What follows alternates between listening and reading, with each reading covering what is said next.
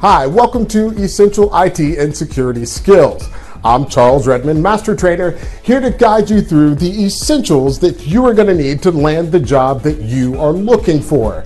Most people know me as a cybersecurity expert. Well, I couldn't have gotten there without learning the basics first. That's what this series is going to do.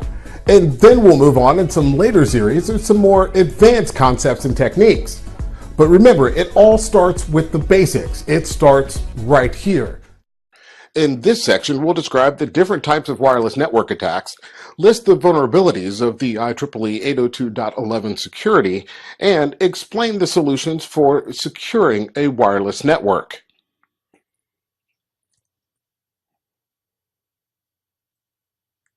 Wireless data communications have really revolutionized how we compute and computer networking in general. Wireless data networks are found virtually everywhere we go.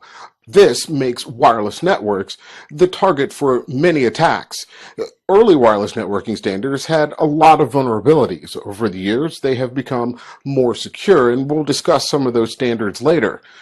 Changes in the wireless network security field has yielded some security comparable to most all wired networks. So first, let's talk about some of the different wireless technologies, starting with Bluetooth. It uses short-range radio frequency transmissions to provide for rapid ad hoc device pairings, like your smartphone or headphones or tablet. Bluetooth connections call what's called PANs, or personal area networks. There are two types of Bluetooth network topologies you must be familiar with, the Piconet and the Scatternet.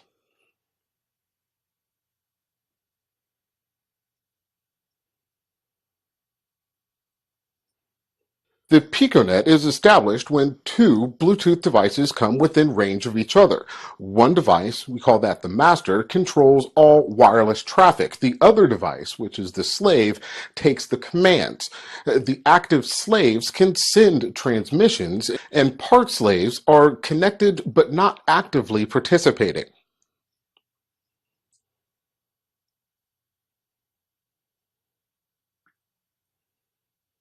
The Scatternet is a group of Piconets. They have connections between different Piconets.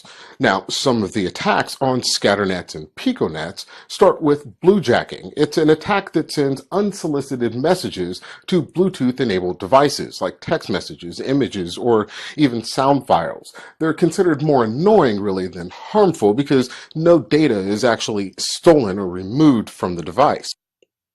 Next would be BlueSnarfing. It's unauthorized access to wireless information through a Bluetooth connection, often between cell phones and laptops. The attackers copy emails, contacts, and other data by connecting to the Bluetooth device without the owner's knowledge.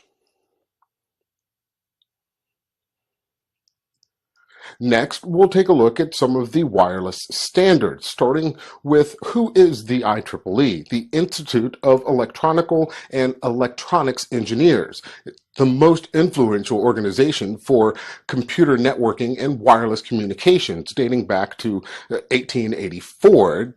However, it began developing network architecture standards in the 1980s. In 1997, it released the IEEE 802.11 standard. This is the standard for wireless local area networks, or WLANs.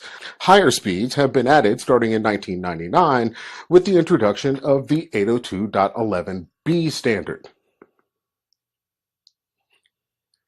There are several wireless standards that you must be familiar with to successfully navigate the Security Plus examination. Starting with 802.11a, it has specified maximum rate speed of 54 megabits, and it uses the 5 gigahertz spectrum. Next would be 802.11g. It preserves stable and it is widely accepted features of the 802.11b standard. It increased data rate transfers, however, similar to 802.11a. And then ratified in 2009 is the 802.11n standard. The improvement over A, B, and G, 802.11n brought more speed, better coverage, less interference, and better security. Next is your wireless client. Now, the client network interface card adapter, or the wireless NIC, performs some functions same as the wired adapter. It's the antenna that sends and receives your wireless signal. That signal is received from the access point. The understanding that you need for the access points are it's an antenna, a radio transmitter and receiver to send and receive wireless signals. It's bridging software to interface wireless devices to other wireless devices.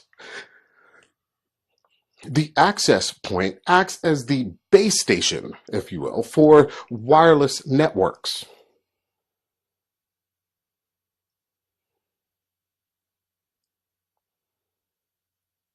It also acts as the bridge between wireless and wired networks. It can connect a wired network by a simple Ethernet cable.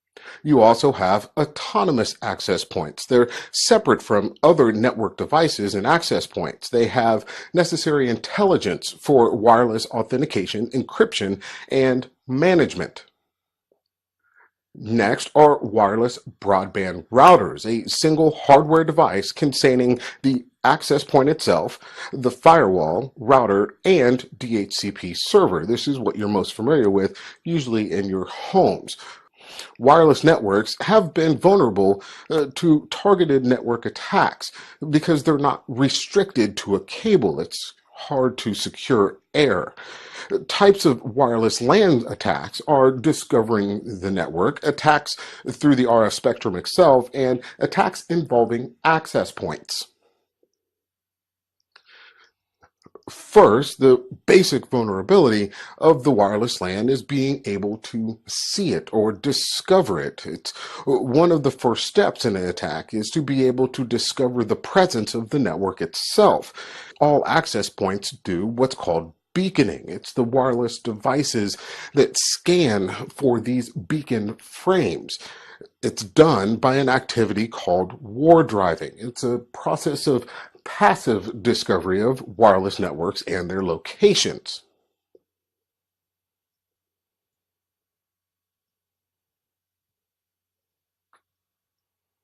War driving leads to war chalking. It's documenting and then advertising the location of wireless LANs for others to use. It was previously done by drawing on sidewalks or walls around metropolitan areas.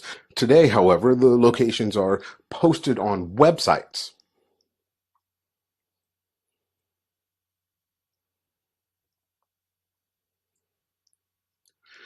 Next, the attacks through the RF spectrum, using wireless protocol analyzers, generating interference. A wireless protocol analyzer, the sniffer, it's wireless traffic is captured to decode and analyze the packet contents later. It uses the standard NIC or network interface card days. However, it must be placed in the correct mode. The mode to capture all wireless signal, your NIC must be placed in promiscuous mode. The other modes for a wireless NIC are a master. That's when you can set your laptop or other wireless device to act as an access point. Managed, that's generally what your client or the wireless device is set to by default. Repeater, mesh, ad hoc, and monitor. Monitor is synonymous with promiscuous mode. With interference, the signals from other devices can disrupt the wireless transmissions. Some devices that cause interference with the wireless LAN are like microwave ovens and elevator motors, outdoor lighting, and Bluetooth devices, as well as mirrors.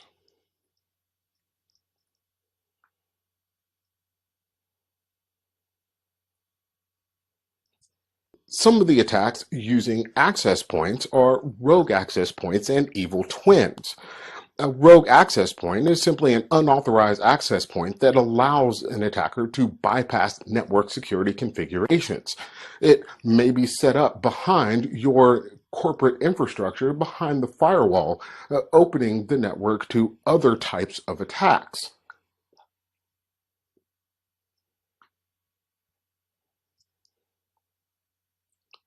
Similarly, there is the evil twin. It's an access point set up by an attacker that attempts to mimic an authorized access point. The attacker captures transmissions from users to the evil twin access point, hoping that they will authenticate to it with your trusted network credentials, and then simply log into your trusted wireless network using those captured credentials. The original 802.11 standard, the committee recognized the wireless transmissions could be vulnerable. It implemented several wireless security protections inside the standard itself. It left others to the wireless LAN vendors' discretions. However, those early protections were vulnerable and led to multiple types of attack. Next, we'll look at some of the ways to begin securing your wireless networks, starting with MAC address filtering. It's a method of controlling wireless LAN access by limiting the device's access to the access point itself. MAC address filtering is used by nearly all available commercial wireless access point vendors. It permits or blocks devices based on the MAC address, the physical hard-coded address on the NIC. Some of the vulnerabilities of MAC address filtering, however, are they address exchanges in unencrypted format, and the attacker can see addresses of approved devices and substitute it or spoof it on their own device. And managing a large number of addresses can be challenging, especially if you're trying to do it manually.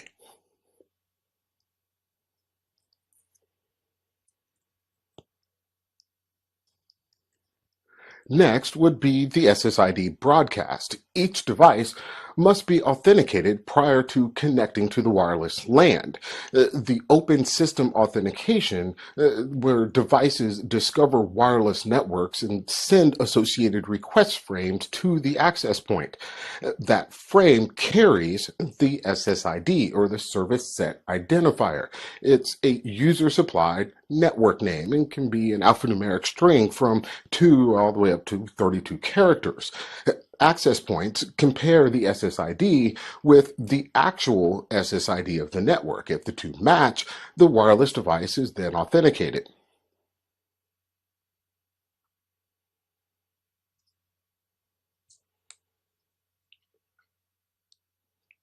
However, just inherently, the open system authentication is weak. It's based only on the matching of the two SSIDs. Attackers can wait for the SSID to be broadcast by the access point, and then users can configure access point to prevent the beaconing frame from including the SSID. This provides only a weak degree of security and can be discovered when transmitted to other frames. Older versions of Windows XP, for instance, have an added vulnerability if this approach is used. One of the earliest attempts of encryption was WEP, Wired Equivalent Privacy. It encrypts plain text to ciphertext. It used a secret key and is shared between wireless client devices and the access point. The key is used to encrypt and decrypt those packets. However, the core vulnerability of WEP is it only used a 64-bit or 12-bit number to encrypt, and it used an initialization vector that is only 24 of those original 64 bits, a very short length by modern computing standards, which makes it extremely easy to break.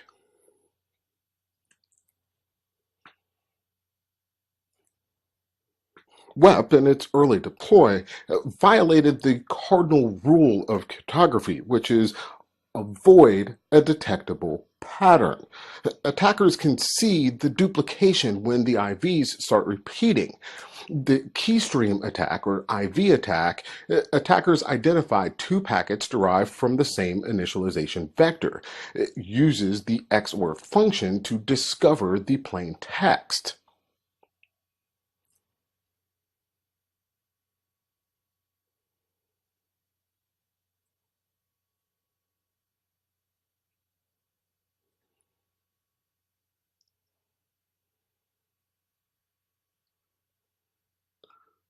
Once discovered the inherent weaknesses of the open system authentication and WEP, the IEEE kind of went back to the drawing board.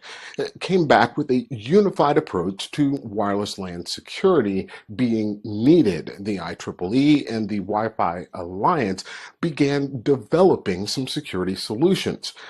The resulting standards that we use today are 802.11i and WPA and WPA2. WPA was introduced in 2003 by the Wi-Fi Alliance. It's a subset of the 802.11i standard. The design goal was to protect present and future wireless devices. It uses what's called TKIP, or the Temporal Key Integrity Protocol encryption. It's used again within WPA, and it uses a much longer key, 128 bits. This key is dynamically generated for each new packet, addressing the cardinal rule that was broken before: no repeatable pattern. It also introduced the idea of a pre-shared key authentication. After the access point was configured, the client device must have this same key value entered. The key is shared prior to communication taking place. It uses a passphrase to generate the encryption key and must be entered on each access point and wireless device in advance. It's not used for encryption. It simply serves as a starting point for the mathematically generating of the encryption keys themselves.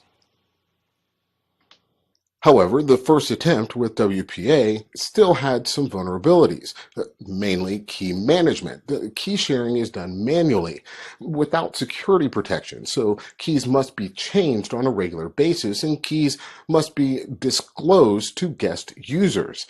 It uses passphrases. The pre-shared key passphrases of fewer than 20 characters are subject to cracking. Again, a small key space. By modern computer standards, very easy to guess and crack. Enter WPA2. It's the second generation of WPA. It was introduced in 2004 based on the final 802.11i standard. It replaces TKIP with the AES encryption, Advanced Encryption Standard. It supports both the pre-shared key and the 802.11x authentication.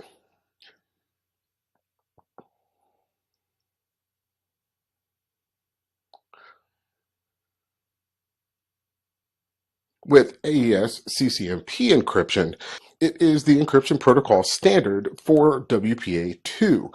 CCM is the algorithm providing the data security, and CBC MAC component of CCMP provides data integrity and authentication.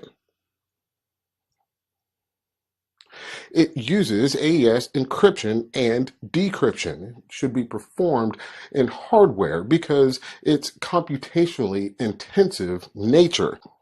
802.1x authentication was originally developed for wired networks. It provides a greater degree of security by implementing port security.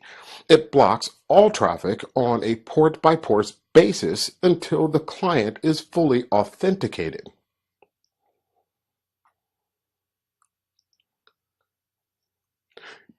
You can also choose to use EAP, the Extensible Authentication Protocol. It's a framework for transporting authentication protocols. It defines the message format and uses 4 types of packets: the request, the response, a success, or failure. Lightweight EAP, or LEAP, is a proprietary method developed by Cisco Systems. It requires mutual authentication used for wireless LAN encryption using a Cisco client software. It can be vulnerable to specific types of attacks and is no longer recommended to be used by Cisco. PEEP, or Protected Extensible Authentication Protocols, simplifies the deployment of 802.1x by using Microsoft Windows logins and passwords. It creates an encrypted channel between the client and authentication server. You are expected to successfully navigate the Security Plus examination to know these different combinations of WEP, WPA, WPA2, their encryption standards, the type of authentication used, and the level of security that each provide. Some other areas to consider when it comes to wireless LANs and security are antenna placement. You want to locate it near the center of a coverage area and place high on a wall to reduce the signal obstructions and obviously to deter theft. Power level controls. Some access points allow adjustment of the power level at which the LAN transmits. Reducing power allows less signal to reach outside the intended area. With organizations becoming increasingly concerned about the existence of rogue access points, there are tools that can be used like rogue access point discovery tools. Security personnel can manually audit airwaves using a wireless protocol analyzer and continuously monitor the RF airspace using a wireless probe. Some of the wireless probes available are wireless device probes and desktop probes. The wireless device probes can probe access points and dedicated probes. Wireless virtual LANs or wireless VLANs also help organizations set up a segregated infrastructure. For instance, one for employee access and another for guest access. It can be configured in one of two ways, depending on which device separates and directs the packets to the different networks. There you have it. It's pretty simple. Remember, everything starts with the basics. Once you have these understood, everything gets a whole lot easier. If you have any questions or even just a comment, feel free to leave them below, and I do read each and every one of them. I'll see you next time.